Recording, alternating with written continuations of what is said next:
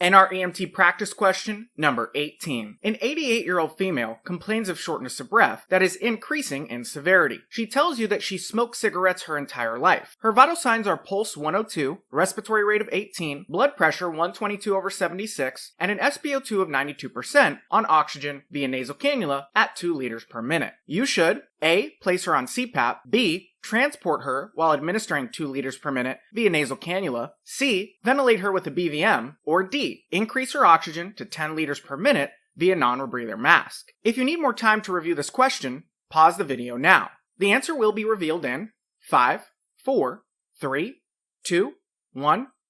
And the correct answer is B. Transport her while administering 2 liters per minute via nasal cannula. Remember that the details in this question are very important, and they are included for a reason. One of the most important details within the question is the fact that the patient tells you that she smoked cigarettes her entire life. And when you get vital signs, you get a pulse oximetry reading on a patient who's already on 2 liters of oxygen per minute via nasal cannula. This information is important because when using your critical thinking skills, you should be able to put together that this patient, who is 88 years of age and has been smoking her entire life, probably has emphysema, a type of COPD, or chronic obstructive pulmonary disease. This explains why she's already on 2 liters of oxygen per minute when you take her vital signs. Knowing that she has COPD is important because you can recognize that her vital signs actually look normal for someone with COPD. A slightly low pulse oximetry reading is normal, and the feeling of shortness of breath is normal as well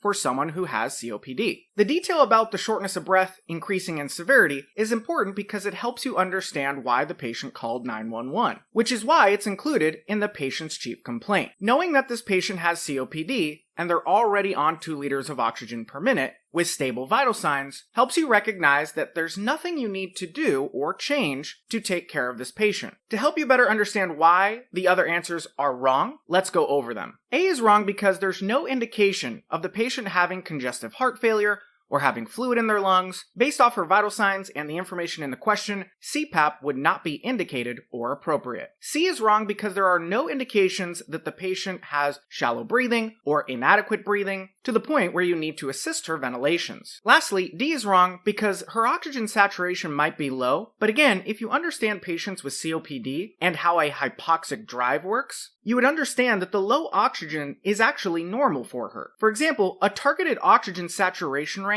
for a patient with COPD is usually 88 to 92%, not the usual 94 to 99%. This patient is sitting at the high end of normal for a COPD patient, which means that high-flow oxygen would not be appropriate. You also have to remember that if you give a patient with COPD high-flow oxygen, there is a potential that you knock out their respiratory drive, which can be deadly. And again, considering that the patient's vital signs are normal, there's no reason to take that risk. So again, the correct answer is B. Transport her while administering 2 liters per minute via nasal cannula.